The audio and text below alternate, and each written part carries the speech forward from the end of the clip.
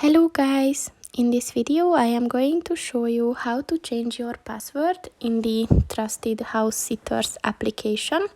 But first I just want to mention, don't forget to subscribe to my channel, because at 10,000 subscribers I am going to show you my whole YouTube revenue statistics and growth strategy, as well as how to make money online.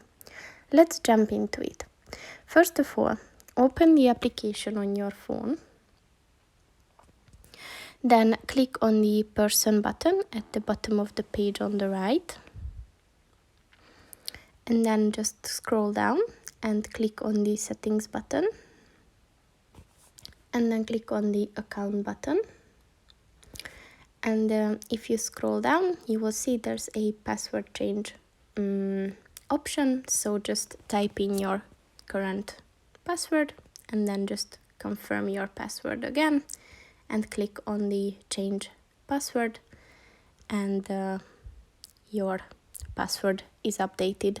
So that's pretty much it for this video, guys. See you in the next one. Goodbye.